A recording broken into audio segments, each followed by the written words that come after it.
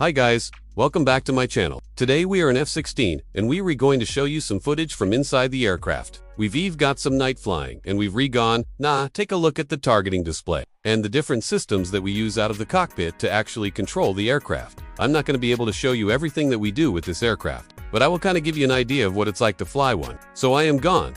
Put the camera down here and now I am gone. Go over to the right-hand side of the aircraft, which is typically where the pilot sits. Get the camera set up.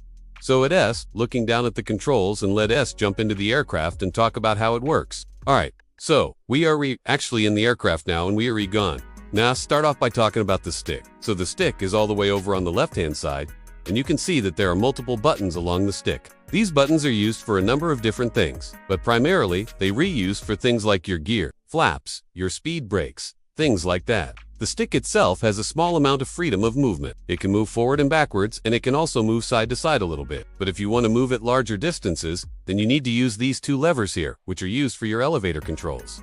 Behind the stick is the throttle. This is your primary means of controlling the power to the engine. On either side of the throttle, you have two small buttons, which are used for your afterburner. Above the throttle, you have a switch, which is used for arming the afterburner. Now as you push the throttle forward, you can see that we have these little lights coming on. And that S, just to show how much power is being applied to the engines. And if I push it all the way forward, then we're reapplying military power, plus 30% for our afterburner. So if you press the afterburner button, and the afterburner is armed, and you push the throttle all the way forward, you will get maximum afterburner. You can see here that I have this little LED light come on, and that lets me know that the afterburner is engaged. Now the stick has a second function as well. If I pull it back, then I am activating the secondary flight controls, and that gives me a lot more freedom of movement with the stick. So now I can move the stick a larger distance side to side, and I can also move it further back towards myself. When I pull the stick back, I am also pulling the stick out of the detents, and that allows me to use the stick as a control for the rudder as well.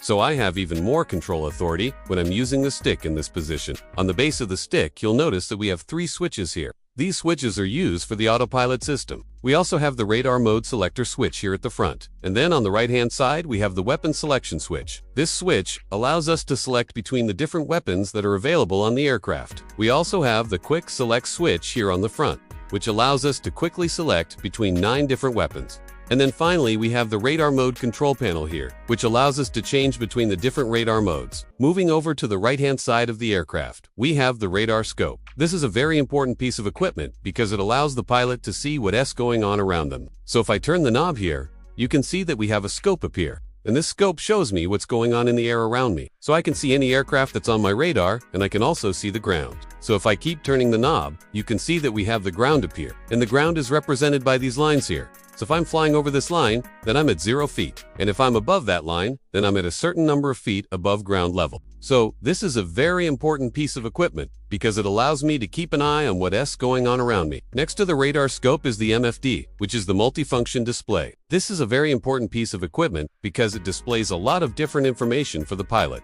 So if I turn the knob here, you can see that we have a display appear. And this display shows me a lot of different information. So I have my altitude here, I have my airspeed, I have my heading, and I also have my vertical speed. I also have a lot of other information here, like my fuel level and my range to the destination. And then I can also see any weapons that are on my radar. So this is a very important piece of equipment because it gives me a lot of information all in one place. Below the MFD is the CDU, which is the control display unit. This is another very important piece of equipment because it allows the pilot to input waypoints. And waypoints are basically just points on the map where the pilot wants to go. So if I want to go from here to here, then I would input those two waypoints into the CDU, and then I could just follow the plane until I reached my destination. The CDU is also used for a lot of other things, like arming weapons and controlling the autopilot system. Below the CDU is the TAS, which is the Tactical Situation Display. This is a display that shows the pilot the tactical situation on the ground. So if there are any ground forces or enemy forces in the area, the pilot will be able to see them on this display.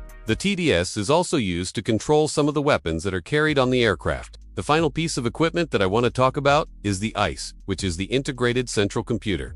This is the brain of the aircraft. It basically controls everything that happens on the aircraft. The ICE is also used for controlling the weapons and the targeting system. So that pretty much sums up how the F-16 works. It's a very complex aircraft, and there's a lot more to it than that. But that should give you a good basic understanding of how it operates. If you want to learn more about the F-16, I highly recommend checking out the website. They have a ton of great information there. Thanks for watching, and I hope you enjoyed the video. If you did, please hit the thumbs up button below and share it with your friends. And if you haven't already, please subscribe to my channel. I post new videos every week, and I would love for you to be a part of the community. Have a great day.